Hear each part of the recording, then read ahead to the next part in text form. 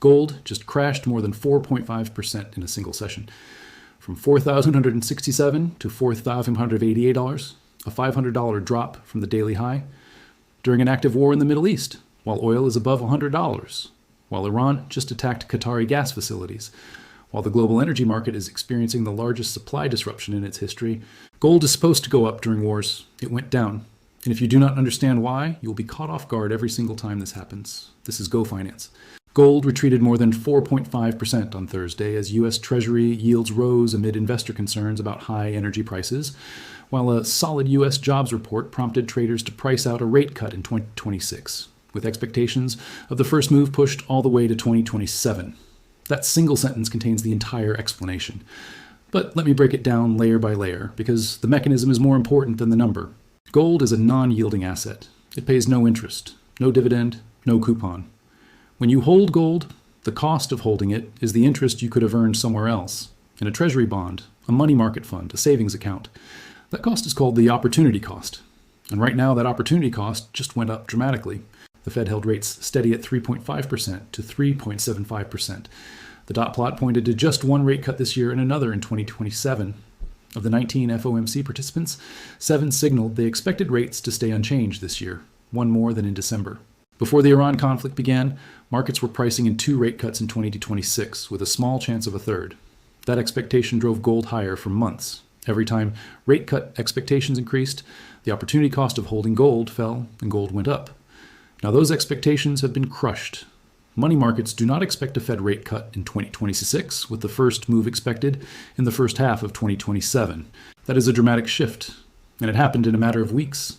The war that was supposed to push gold higher is paradoxically keeping rates elevated, which is pushing gold lower. Here's the mechanism that most people miss. The Iran conflict sent oil above $100. Iran attacked Qatari gas facilities. Qatar Energy's CEO added that 2 out of 14 LNG trains and 1 out of 2 gas-to-liquids facilities were damaged. The company may have to declare force majeure on long-term contracts for up to 5 years for LNG supplies to Italy, Belgium, Korea, and China.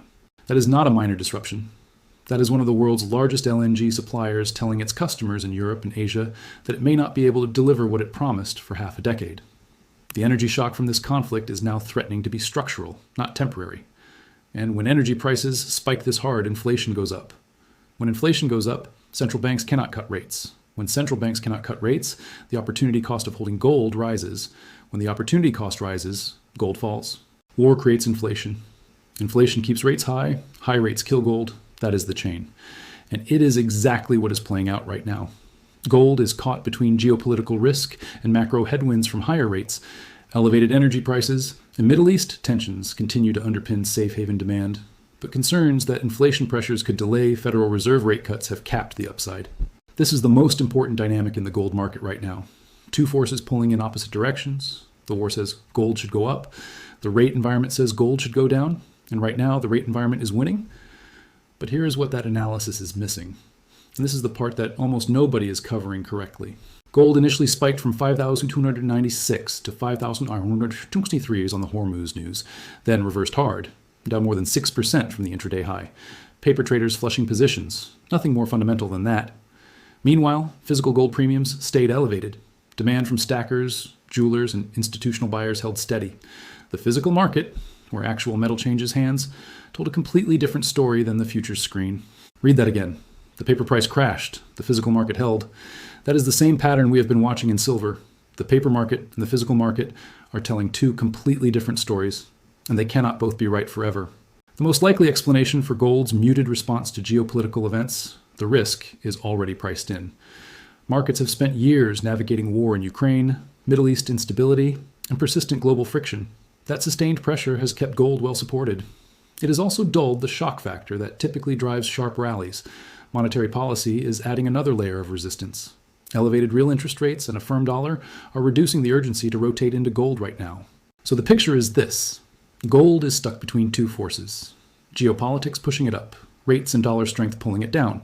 The paper market is responding to the rate signal right now. The physical market is responding to the geopolitical signal.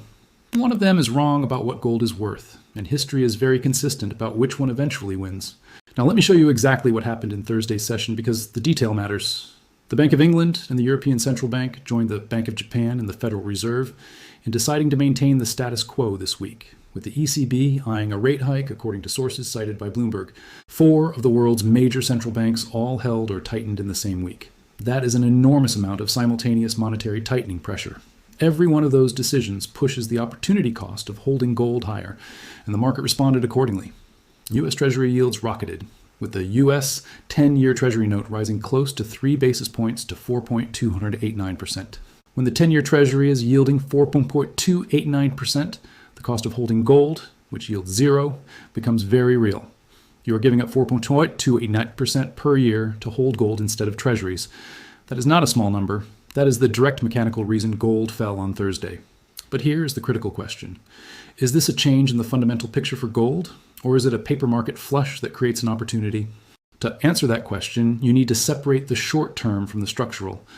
The short-term picture is clear. Rates are higher than expected. Rate cuts are further away than expected. The dollar is strong.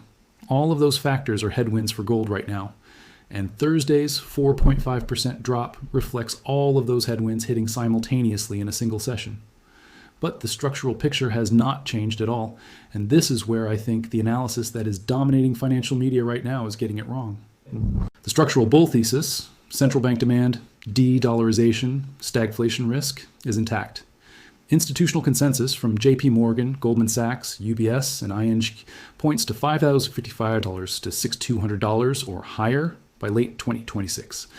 Let me walk through each pillar of that structural case because each one is actually strengthening, not weakening, despite Thursday's crash. Central bank demand. Central banks are expected to purchase approximately 755 tons of gold in 2026. Even with gold at $5,000 per ounce and above, central banks simply don't need to purchase as many tons to move their gold share to the desired percentage. The structural trend of higher central bank buying has further to run in 2026.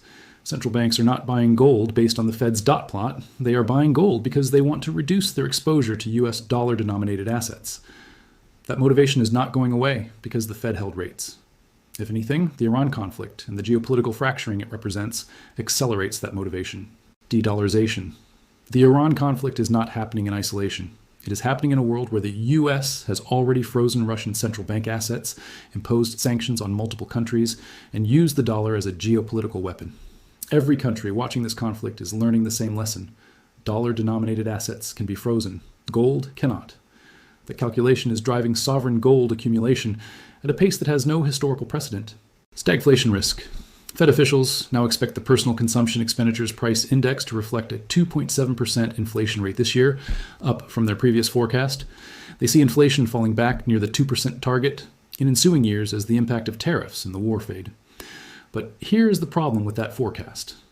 The LNG disruption that Qatar Energy just declared force majeure on is not a one-week event.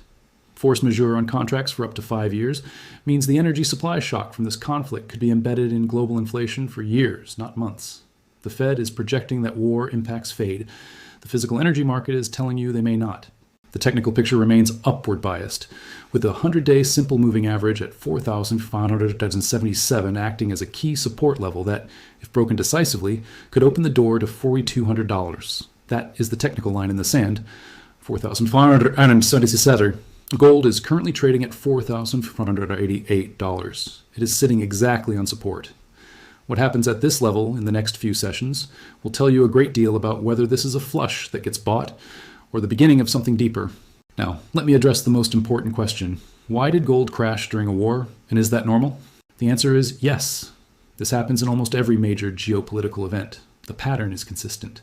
Initial spike on the news as fear buyers rush in, then a reversal as the macro headwinds reassert themselves, as leveraged paper traders take profits, and as the rate environment reminds the market that gold has an opportunity cost.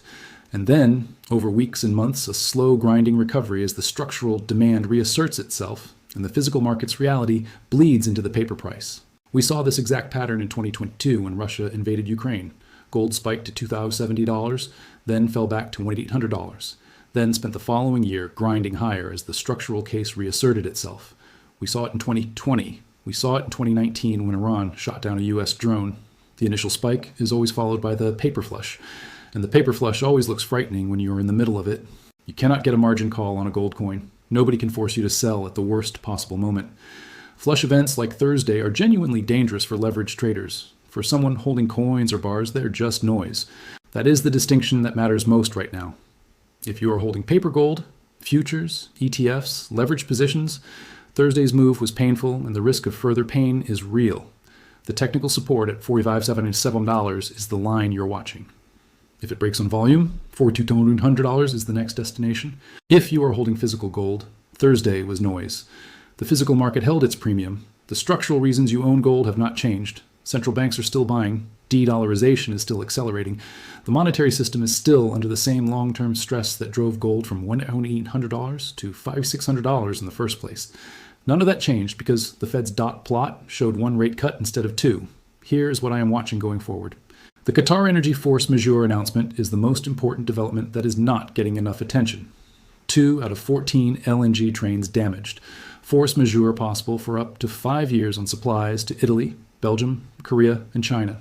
If that force majeure is formally declared, the inflation implications are far larger than what the Fed's current models are pricing in.